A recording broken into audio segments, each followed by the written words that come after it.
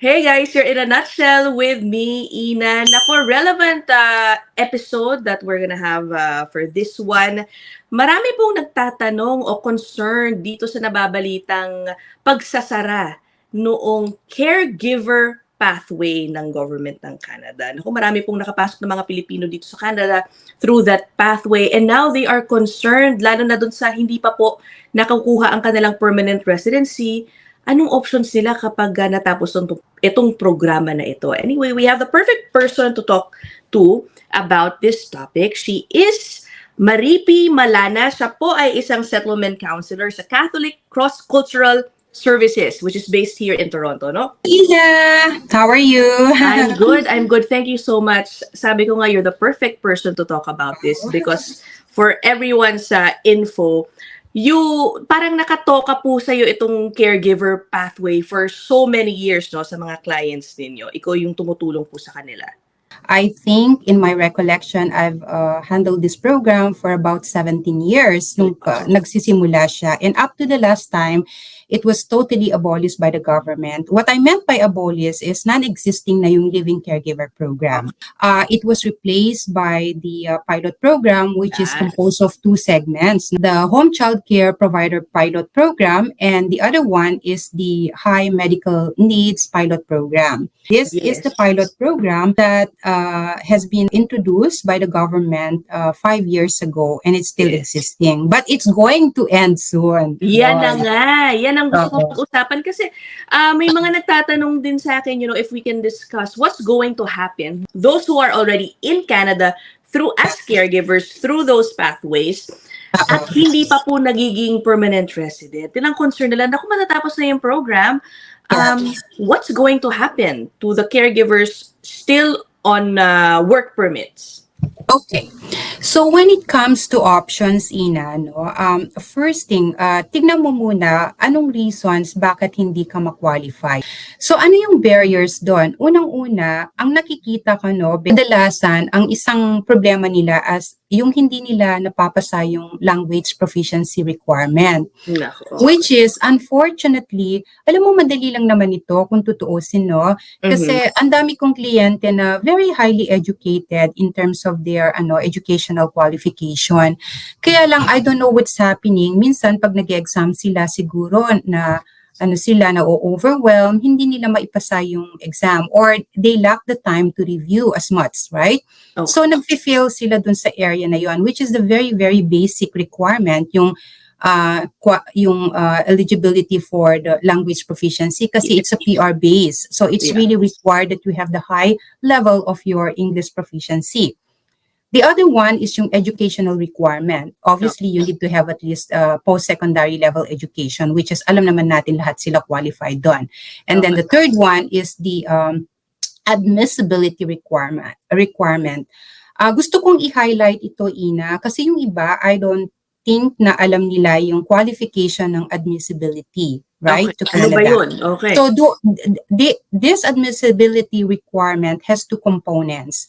One is yung medical eligibility, meaning that you have to be very physically fit, wala kang medical history, wala kang sakit na nakakahawa sa community, at wala kang sakit na mag-i-incur ng high medical needs from the social service. Oh, right? Okay. Oo, kasi it's gonna be falling down under the burden of Canada, di ba? Kasi kung let's say meron kang sakit na grabe yung pag-incur ng assistance from the government, mahirap yun. That's one area. Number two is yung kanilang criminal history. All right? Okay. Yes. They have to show a proof that they have no criminal history from their country of origin. And in Canada, definitely, meaning that they have no criminal record. So yun yung admissibility requirement. Okay. Now, assuming, right, that they have met all of this criteria, and yet they're not able to, let's say, submit an application on time. Kasi ito, when the express entry is gonna open, mabilisan to there's a cap to the stream program. So kailangan ang bilis kasi yung cap na yun, once na na-meet na ng government, pagsasara na. So they have to be very fast, right? So assuming na hindi ka nakapasa on the merit of other circumstances, right? Unfortunately, hindi mo nagawa ng maayos, di ka nakapag-prepare ng maayos. Ano ngayon yung option? I think that was the initial question, right? Yeah. Okay. One of the biggest things that you may want to consider is, okay, kung hindi ka na-qualify, keep your work up to date. Ibig sabihin, do not stop working. Okay. Because then it will keep adding to your experience in Canada. Okay. And when you do that, you're showing the government that you're continuously engaging, meaning you Okay. never stop doing your part, right? So once that the program is going to open again and there will be an opportunity for you to submit your application, then they will see, I see, ano pala si Maria, nag-aaral, nag-i-English classes, nag-i-engage sa Yeah. community.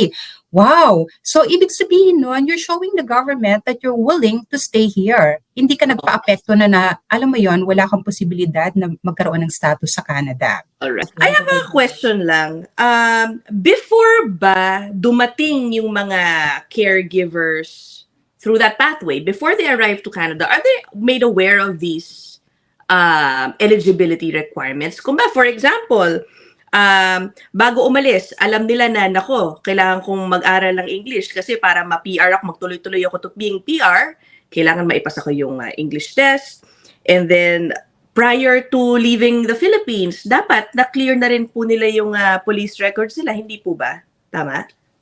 Tama. Actually, pag nag-apply ka dito, meron namang checklist doon, right? Okay. Kung ano yung kailangan mo. So, in other words, na-meet na nila yung very basic requirements.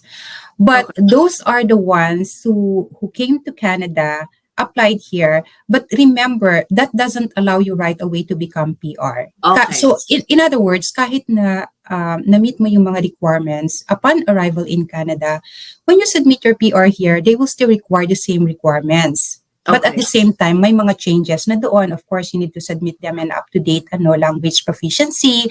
Kailangan na nila makita kung na-meet mo yung 2-year program ba, yung mga ganon, nawalan ka ng gap, so work history mo and all that.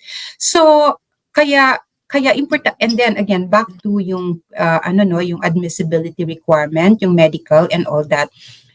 Yes, na-meet na nila kasi hindi naman sila papayagang Yes, makapasok exactly. dito kung hindi sila, physically, mentally fit to work, right? And then Exactly. pati yung criminal history, right? Yes. But all I'm saying, during the time that they're working, may possibility naman na magkakaroon sila ng sakit.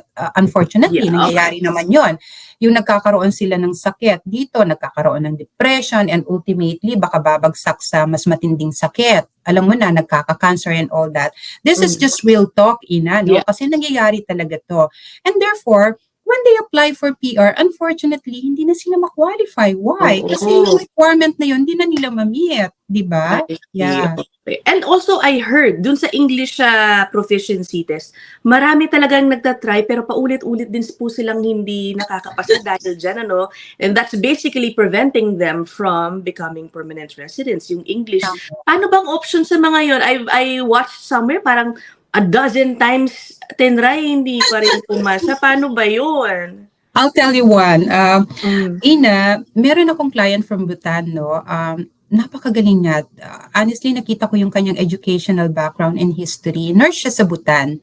Tapos, ready na siya to submit her application kasi, na-meet niya na lahat yung requirements.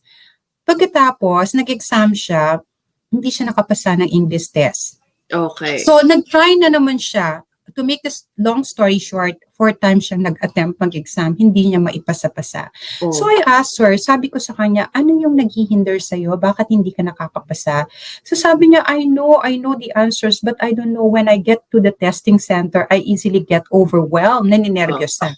So isa siguro sa importanteng intindihan ng mga tao when they go for the test is just to make themselves, calm, parang relax lang. Ganon. And then, of course, mental preparation is just so important. Kasama na doon yung, of course, magre-review ka, medyo i-update mo yung sarili mo. Ang dami naman nating tools online, di ba? That could help you. So, kung may spare time ka during the day, ganyan, you can use it to, practice. Gamitin mo yung oras mo, mag-aral ka, mag-practice ka, ganyan. So, mga very basic, lang naman yun, advice. All right. Okay. O Maripi, paano ba to? I just actually want to answer the simple question of what happens to caregivers if magdumating na yung June, magsarado na yung program and they're not yet PR. What's gonna happen to them? Ano mangyayari sa kanila? Okay, walang mangyayari sa kanila as long as they will have to submit an application again for obviously extension of work permit, right? Okay. If the employer is currently, if they're working in their current employers who's willing to give them continuous employment, then they can apply for extension of work permit. Okay. Okay, and that means they have a legal status in Canada. Okay. Now, yung Okay, go ahead. pathway po nila to PR, what's going to happen? Should they find an employer that can give them LAMIA? Ganon po ba? Maraming paraan yun eh. Himay-himayin muna natin, no? So, first, kung wala ka talagang opportunity na makakuha ng LAMIA, which is the closed work permit, job offer ng employer, then you can continue to work with your employer with an existing work permit still as it is. And then pag nag-open uli yung program, pwede ka nang mag-submit ng application, right? Okay. Yeah. Okay. Now, if by unfortunate incident na hindi mo talaga na-comply lahat na ginawa mo pero wala pa ring nangyari at talagang hindi mo na na-meet, I think people need to consider yung humanitarian and compassionate ground kasi not everyone understands the whole concept of humanitarian and compassionate, right? Ano ba yun? Akala nila, Sige nga. yeah. Oh, okay. So, kasi akala ng ibang tao, when you say you can apply for humanitarian and compassionate ground, it's only for those who are coming from war-torn countries. Yung mga refugees na pumasok dito, right? So they can apply for refugee status until they become PR and all that. Yun, merong tie-up ang government natin for them for humanitarian and compassionate ground. But in the Philippines, right? Kasi hindi naman tayo galing sa war-torn country. Wala tayong ganong specific condition. Exactly. Yeah. Thank you, Ina. Ang mga tao can apply to that program, right? But marami hindi lang siguro natin alam na posible 'yon.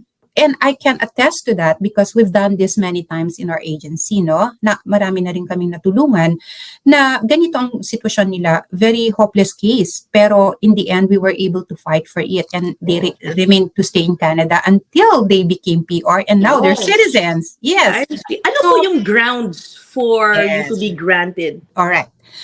Paano ka mag-apply nito? So, ang condition nito is kung lahat na ng paraan ginawa mo, you have exhausted everything within your means and capacity to submit an application, but it turned out to be that it got refused for so many different reasons. So, ang nangyayari, your last option would be to apply for agency, right? So, ano yung ground dito? Yun na nga, nabanggit ko. Lahat na ginawa mo, pero wala pa rin nangyari. So, wala ka ng choice kundi mag-apply ng agency. Now, it doesn't mean that when you apply, you will be granted. It's all case-to-case basis. And remember, agency is ministerial intervention. When we speak about ministerial intervention, it's all based upon the good, decision-making of whoever is in the position. Okay. So as we speak, we have a minister of IRCC, right? So let's say hinir yung case mo ngayon under the governance of Mr. Miller, for example. And he exercised his, his principles and his ministerial, decisions. And let's say sinabi niya, okay, based on what I see, this person has done all of these things and I have seen that she has integrated herself into Canada. She has, paid her taxes on time. In other words, ginawa niya lahat yung dapat niyang gawin while staying in Canada. So, as a minister, I would say, okay, I think I can grant a good decision on this person kasi nakita ko naman wala siyang violate na rules. In fact, nag-i-integrate siya. So, okay, I'll approve the agency. What I mean here is it's a ministerial intervention. Do you think, ma'am, issue din that some employers might take advantage dito po sa napipintong pagsara ng pathway to, I don't know, baka take advantage of their caregivers na hinar po nila. Parang may napanood po kasi akong report, baka yung, take advantage by letting them do jobs outside of their supposed duties. Dahil parang ngayon, feeling nung caregiver, naku, gipit ako, kailangan ko maging sobrang masunurin at gawin lahat ng gusto ng boss ko para extend yung work permit ko dahil hindi pa ako PR. May ganun po bang concern? And what do you advise to those who might be feeling that ganun po ang pagtrato sa kanila? Alam mo, Ina, it's a very good thing na na-discuss natin to, no? Kasi siguro it's also providing awareness sa community natin, lalong-lalo na ang Filipino community, no? When it comes to this violation of work environment. Yes. Kasi nangyayari naman talaga ito. Ang daming caregivers na na-violate yung kanilang rights, no? Sa workplace environment. In fact, marami akong reports na nakukuha na ultimo yung kanilang passport, tinatago pa rin. May ganun sa community natin. Unfortunately, pinapatrabaho sila ng more than the required hours of 8 hours and then they're not properly paid. Yung ganun ba? Tapos out of the job description, may mga trabaho pa silang ginagawa na hindi naman kasama dun sa caregiving work nila. For example, yung magtrabaho ka sa labas na yung mga additional jobs na it's not within the context of your employment contract. Ano yun a violation of your work contract. Kung titignan mo. And that is a criminal case against the law of labor code in Canada, kung titignan mo. Pero, dahil nga natatakot yung caregiver dahil sasabihin niya, naku, pagka inaway ko yung amo ko, pagka hindi ako sumunod, baka anong mangyari na? Just to be mindful, dapat siguro huwag kayong matakot. You are protected by the labor code and Ministry of Labor rules, right? Kailangan alamin nyo kung ano yung rights nyo under the program. And maraming mga community legal aid clinics dito na tumutulong sa ganyang klase ng abusive employee and employer work relationship. Kami dito sa office, we have like lawyers on board, we have community legal clinic on board na nagpo-provide ng legal assistance when the situation arises. So, nire-refer namin sila sa community aid legal clinic para mabigyan sila ng tamang advice when it comes to violation of their rights. Ganon. All right. Can you help them are they advised to maybe secure yung vulnerable work permit? May ganun po ba? Vulnerable, kasi ang concern nila, ma'am, sige, I take legal action. Mariti naman, Mariti. Sorry, okay. Baka kasi ang issue nila, sige, I take legal action, file a formal complaint against my employer. Baka mapauwi na akong Pilipinas nito. Well, in any case naman, when you go through a court of law, no, at magpa-file ka ng case sa kahit anong paraan, it will take lots of time to hear the case.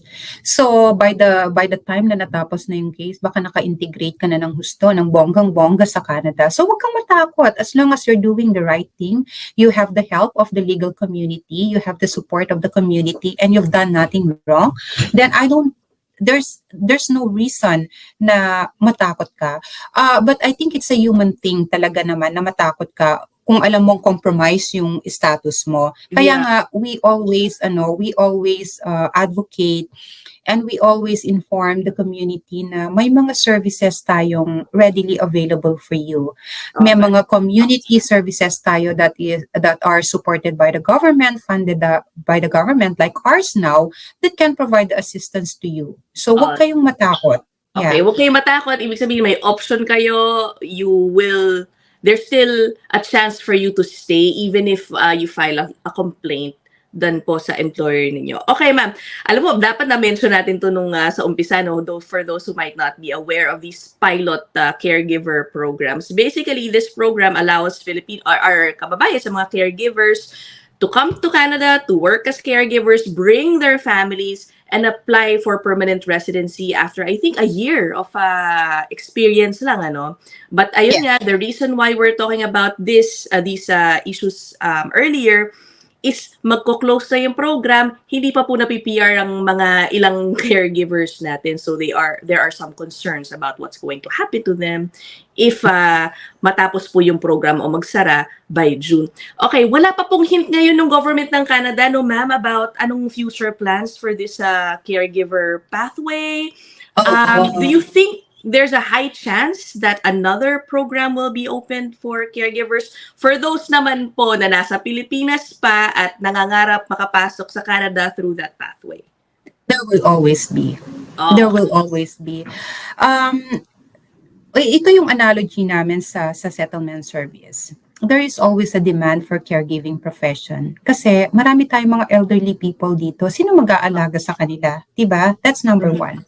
Even your children, sino mag-aalaga sa kanila? So, what I'm trying to say is there's always a demand for the work. So, magpapalit-palit man yan ng pangalan ng program, ng konsepto ng program, but I think it will not be totally demolished by the government because there's a huge need. Do you also, I read naman an article, ma'am, may mga advocates for mga caregivers natin na naniniwalang ito kasing eligibility requirements ng gobyerno ng Canada, masyado daw stricto. Dapat bang i-loosen up a little bit para maging mas madali ang PR pathway ng mga caregivers natin? It's a personal judgment, I would say, Ina. If you're looking into yung real state of integration ng mga tao, ganito yan kasi, pag pupunta ka ng Canada, let's say, dumaan ka sa different immigration categories, caregiver, right? Ano ba ang end goal mo dito? Hindi ka naman magka-caregiver forever eh. Di ba, Ina? Real talk tayo. Pupunta ka dito, gagamitin mo yung immigration pathway na yon para mapabilis ang pagpunta mo ng Canada. Ang daming nurses, I think 70% of caregivers in Canada are nurses by profession. Tama? Ang ganda ng kanilang work experience, ng kanilang educational qualification. But why did they come through the program? Bakit sila nandito through that program? Because they believe that this is the easiest way for them to come to Canada. Tama? Okay. But their lives will not, end there as caregiver. After 2 years, when they become PR, they go out to the community, they integrate, di ba? And so, ano yung tools nila to become more competitive? Of course, they have to have that knowledge. They have to have that experience, that qualification, right? Yeah. So, kaya ginawa ng government na merong component ng educational requirement, ng language proficiency, because ultimately, in the end, you will be competitive to the community. So, dun sa tanong mo, for one, I think when you really want to integrate, siguro maganda rin na medyo, highly competitive ka, if that's the right term. Yeah, kasi remember, Canada, Toronto alone is a multicultural community. Ang dami nating mga professionals from around the world. Kung hindi ka competitive, saan ka, di ba? Yeah, okay. Yeah. So I think that's one of the reasons and basis of the government to put that eligibility criteria because they want their people to be more competitive. That's right.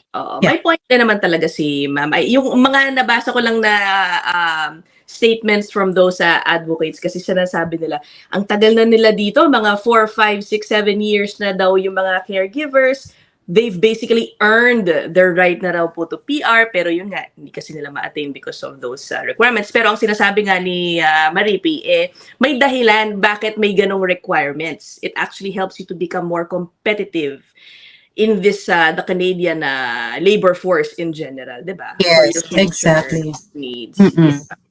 Okay, well, I think we've covered tapos na tayo, Ina.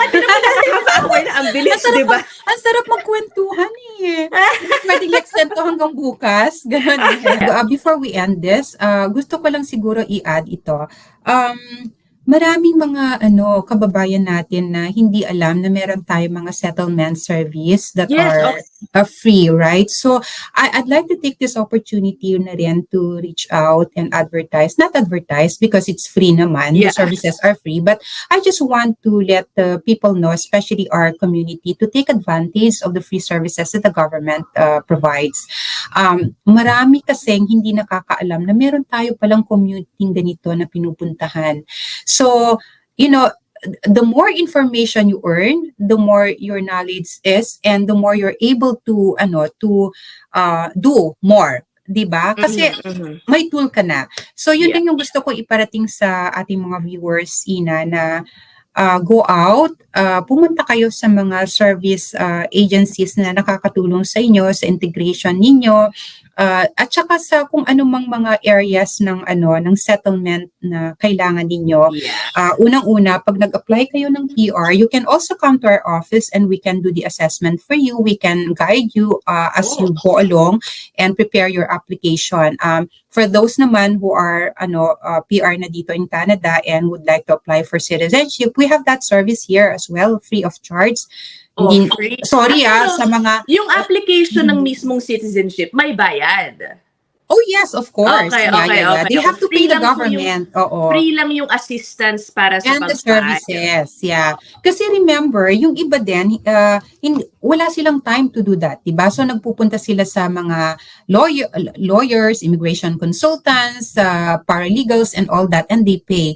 Sorry hindi ko naman inaano yung mga nagtatrabaho Yeah. dyan. Don't get me wrong. Hindi ko sinasabing huwag niyong puntahan. I'm just saying, dun sa mga kapos sa budget na hindi talaga nila kayang bayaran yung service na nagbabayaran. Yeah. Pwede naman silang pumunta dito and we can help them. And we also have a full month session. It's called citizenship preparation classes for them na maka-attend sila para in order for them to prepare when they go and take the exam.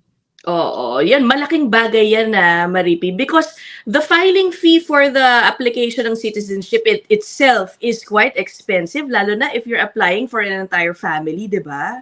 630 per adult yan. 'Di ba? So kung imagine. kaya nga. So kung makakatipid kayo doon sa tulong para ma-prepare ng maganda ang inyong application, wag na kayo magbayad doon, 'di ba? Kung may libre naman.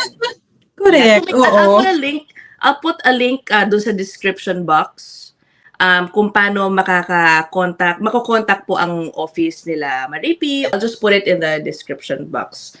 All right. Thank you so much, Maripi. Welcome, Ina.